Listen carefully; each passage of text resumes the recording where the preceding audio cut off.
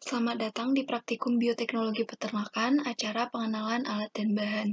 Nah, berikutnya saya akan menyampaikan apa saja alat-alat dan bahan-bahan yang digunakan dalam proses bioteknologi ini.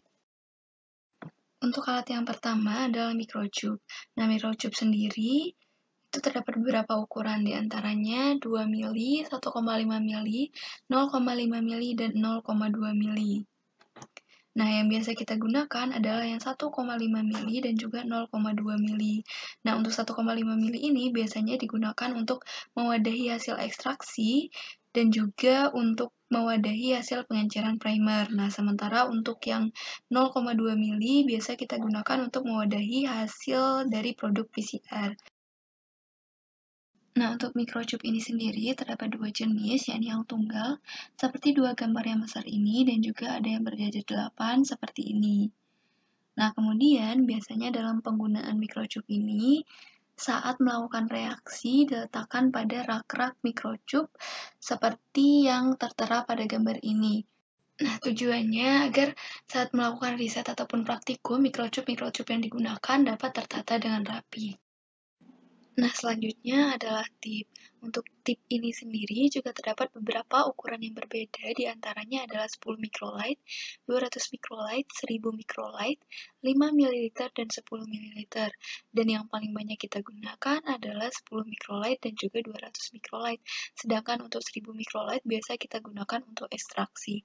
Nah, dalam penggunaan tip-tip ini, kita membutuhkan mikropipet.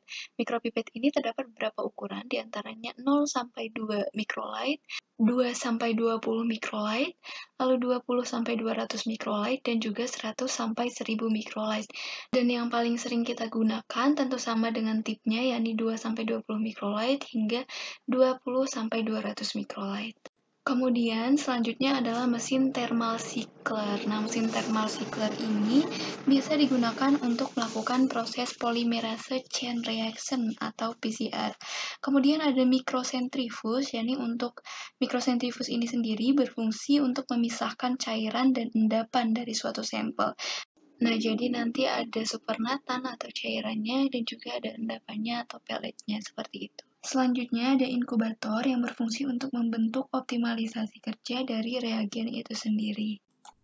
Selanjutnya adalah vortex. Vortex ini berfungsi untuk mencampurkan larutan, sedangkan untuk spindon sendiri sama seperti fungsi yang dimiliki oleh microcentrifuge, namun dalam skala kecil, dalam arti spindon ini tidak sampai bisa memisahkan antara endapan dan juga cairannya, namun hanya sampai mencampurkan suatu campuran larutan ataupun menurunkan suatu cairan yang terdapat pada microchip begitu. Lalu selanjutnya adalah gelas ukur dan Erlenmeyer. Nah, gelas ukur ini sendiri berfungsi untuk mengukur larutan, sedangkan untuk Erlenmeyer berfungsi untuk membantu pembuatan agar-agar gel. Selanjutnya adalah oven. Oven ini digunakan dalam proses pembuatan agar-agar gel, oven atau microwave. Selanjutnya, setelah oven ataupun microwave adalah mesin elektroforesis. Nah, penggunaan mesin elektroforesis ini biasanya dibarengi dengan agarose gel. Nah, elektroforesis melalui gel agarose ini merupakan teknik pemisahan yang sederhana, cepat, dan tepat untuk memisahkan molekul yang diinginkan. Nah, selanjutnya adalah mesin gel documentation. Mesin gel documentation ini berfungsi untuk mengkonfirmasi keberhasilan isolasi DNA maupun konfirmasi ukuran PCR begitu. Lalu selanjutnya adalah bahan-bahan yang digunakan dalam proses bioteknologi, diantaranya sebagai berikut. Nah, yang pertama adalah bahan-bahan yang biasa digunakan untuk running ekstraksi DNA. Di antaranya ada promega, lalu ada tabung EDTA yang berisi sampel darah, lalu isopropanol dan etanol. Nah, promega ini sendiri biasanya terdiri dari cell lysis solution, nucleolysis solution, protein precipitation solution, dan DNA rehydration solution. Selanjutnya adalah bahan-bahan yang digunakan untuk running PCR. Di antaranya ada nucleus free water atau NFW dan aquabides. Nah, ini biasa digunakan untuk pengenceran primer, lalu ada primer, forward, dan reverse tentunya yang sudah diencerkan, lalu sampel hasil ekstraksi, dan juga bioline kit. Nah, ini digunakan untuk proses running PCR atau polimerase chain reaction.